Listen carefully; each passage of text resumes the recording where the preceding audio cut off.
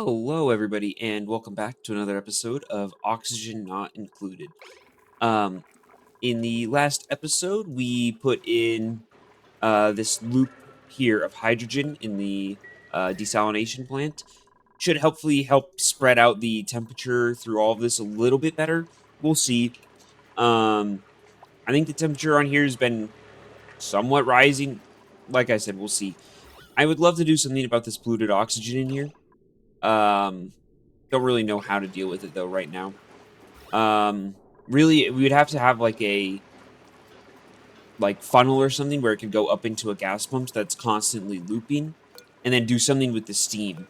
Like, I if I could figure out some way to dump steam back into this room with actually, I could do a little cheat and put like a tiny little blob of like petroleum or something or oil in like the corner of this room and then have a high pressure gas pump on it.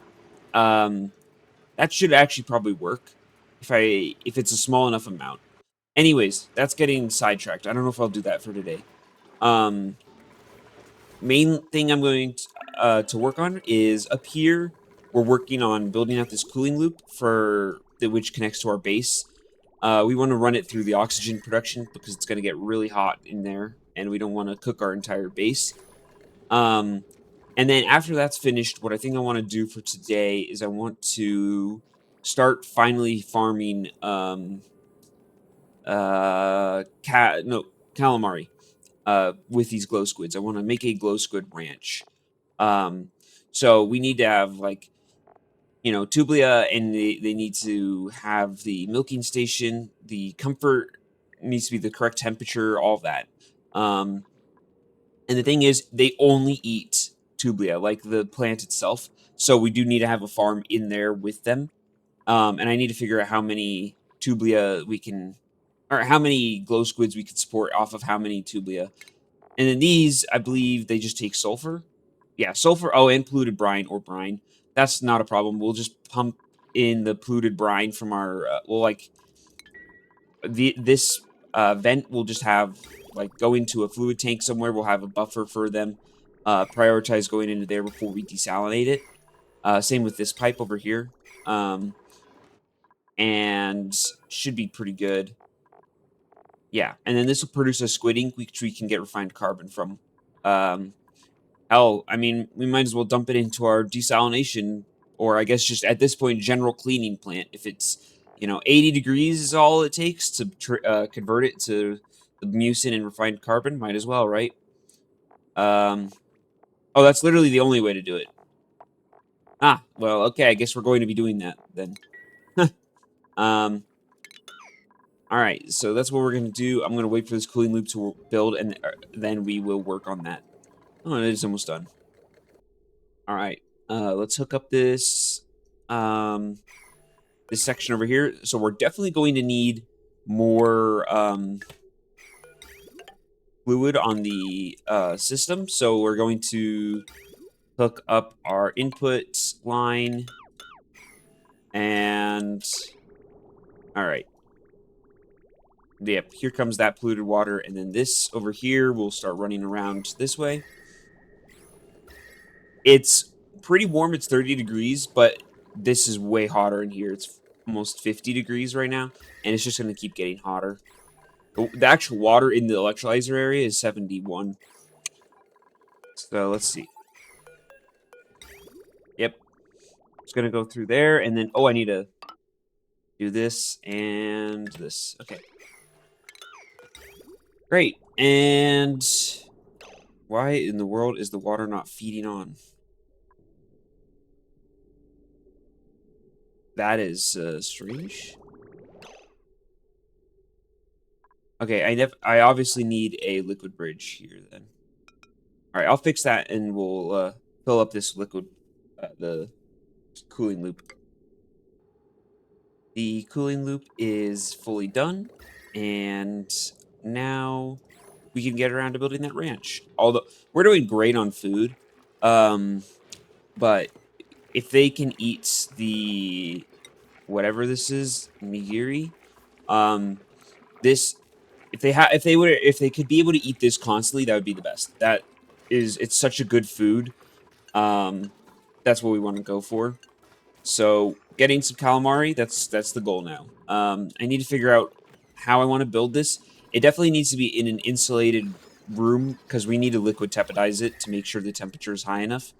And we're also probably going to fill the room with the polluted brine, just because we have infinite amounts of it. Is this next dormancy is in 40 cycles? Okay, so we have a lot of time.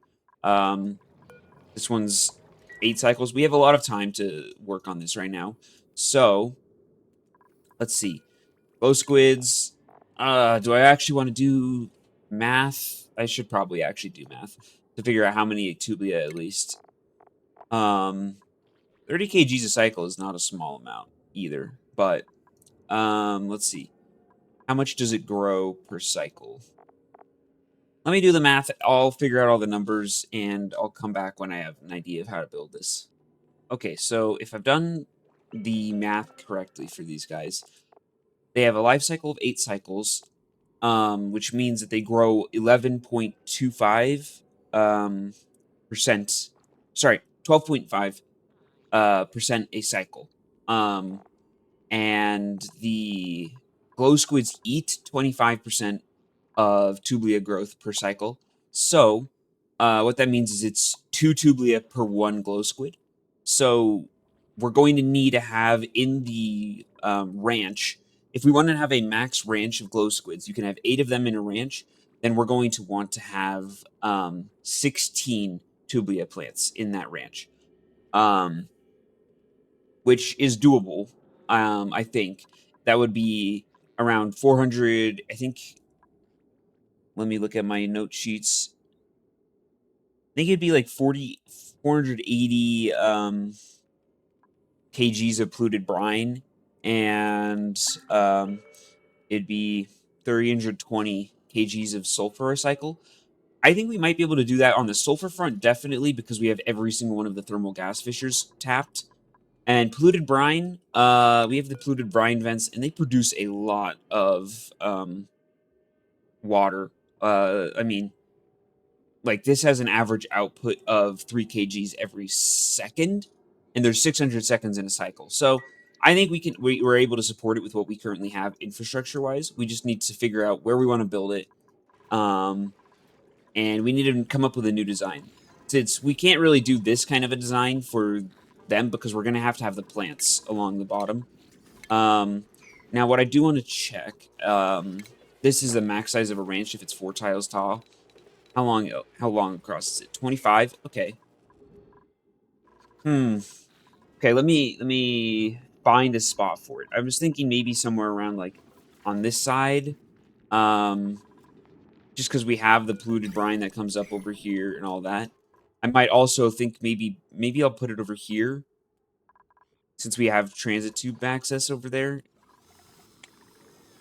But this is where all the other ranchers are gonna be. So, like, maybe we just build, like, a little ranching area. Yeah, I think I'll do that. I'll put it right around here. Let me dig out this whole area. All right, so right around here, I believe, is where I'm going to build it. And we're just going to go, like, there. That's going to be the size of the ranch, I think. The entire bottom floor of it, actually, it'll probably be one higher because I still want to have the rubber tiles underneath the other tiles, just for consistency's sake. But the entire bottom floor of it will be the tublia. And then we have all of the ranching equipment and stuff at the very top of the ranch, since it's going to be all underwater and we can float it. So we're going to put in the rubber tile flooring and start building that room. By far, the worst part of making all of these ranches is the portion where I have to fill up the liquid tanks. You can see I'm both plumbing it in through this vent here with this geyser, and I'm also using bottle emptiers from this pitcher pump down here in this big polluted brine vent, essentially.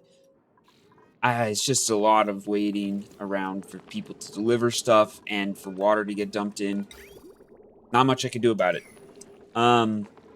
Now, there's one thing I wanted to, like, figure out, essentially. So this is currently running off of this polluted brine vent, right? Which is an infinite source of water, but it does go dormant. And it goes dormant for 39.2 cycles, and then it comes back on. I want to basically figure out how much polluted brine I would need between between cycles, to see if I could. I just need to know how big of a buffer I need for the Tublia. If they use 20 kgs a cycle, and there's going to be 16 of them, then we use 320 kgs a cycle times that 39.2. Yes. Okay, so I need to have 12,544 kgs of polluted brine stored for between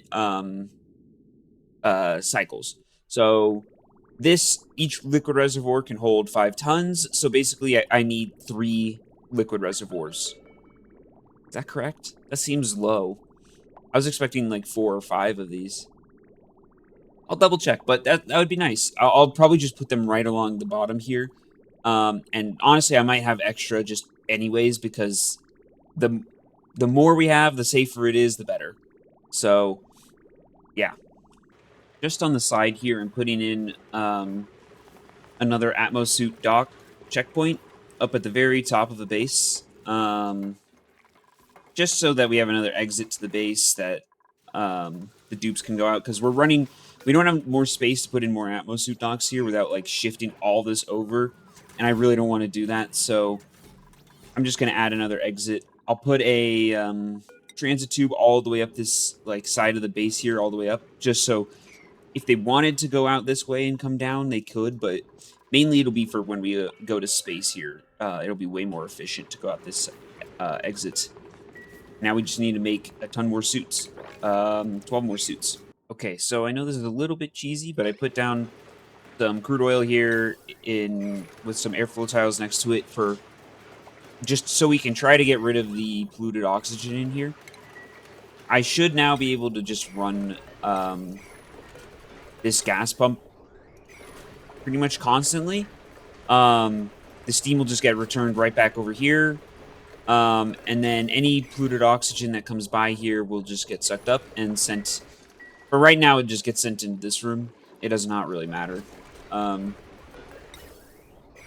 I know this does take a bit of power, but I'm not too worried about it. Actually, we're running that off. Why don't we disconnect that and connect this right here? There we go. That's a bit more efficient for which transformer these are on. So, yeah, you can see there some polluted oxygen is getting sucked away, and just sent out of the room. I'll probably hook up some automation to make sure that it only happens when it detects polluted oxygen, and it's more efficient, but I'm not too worried about it. This will just slowly clean the room when we need it. Also, look at these dirt tiles. It's so weird how they do this. Yeah. And then it like stacks up like that. I don't know. So we finally have all of the water in this room. Pretty sure they can still reach from the 2 tiles up to be able to interact with this. Yeah, they can.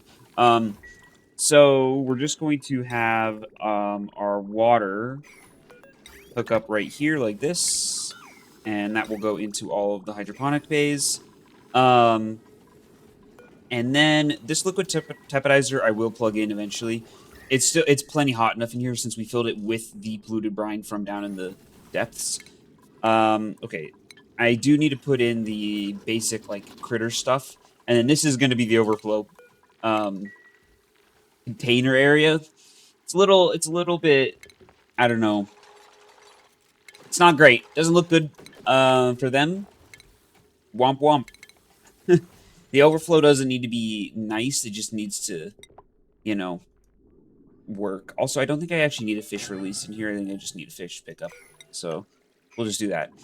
Over here, I definitely do need the feeder, and then the fish release and fish pickup. And we'll have to put in our automation, our auto sweepers, all that stuff. So let me put all that in. So we've got it all built. I've got some auto sweepers to deliver sulfur and to pick up the eggs. Milking station and grooming station. This is like the overflow tank for all of them. And then we've got our buffer water for the Tublia down at the bottom here.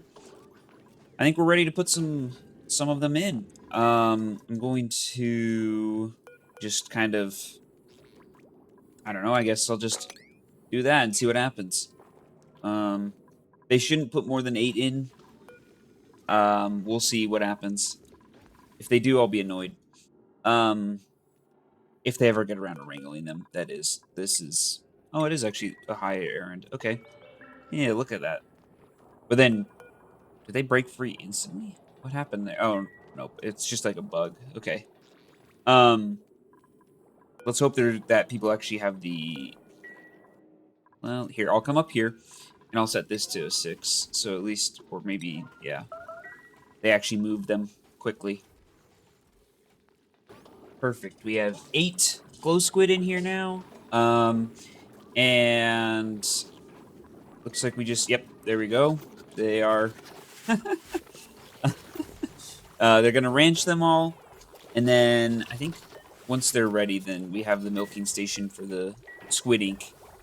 Yeah, Tublia are basically fully automated. All that the dupes need to do is fill up this with sulfur. The water comes in, and then I've got a really big buffer of polluted brine down here. I do not want to run out of this, and especially once this vent goes dormant in 6 cycles, I don't want to have to worry about running out of water for them. All right, I can finally set all the doors to auto and everything. I found it was just easier to put the insulated door here instead of here on the thing, but yeah, and yep, this is a red signal. Basically, this would just mean don't pick up more. Don't pick up from here and drop them in here. So, great. A little bit more sweeping. I like having a nice, clean... oh, that's Wrangle. I like having a nice, clean area for... And once I'm done building it, it looks better. Same down here. Let's mop all that up. And then get rid of it. But that's going to happen in the background. I'm going to leave the episode here. This is a nice ranch. It'll give us a little bit of calamari from... I don't know how fast the glow squids will reproduce, but it'll give us some calamari, which will just add to our increasingly high amount of calories that we produce. And then also, it'll give us a lot of refined carbon once I dump this squid ink. I'll probably just connect it onto this pipe, and it'll go right into here, and it'll get turned into refined carbon, and then that'll be it. This hydrogen loop is definitely helping us quite a bit here, I will say. And yeah, so that's where I'm going to leave the episode. Glow squids have been ranched. That's another one of the animals done. So thanks everybody for watching, and I'll see you all next time.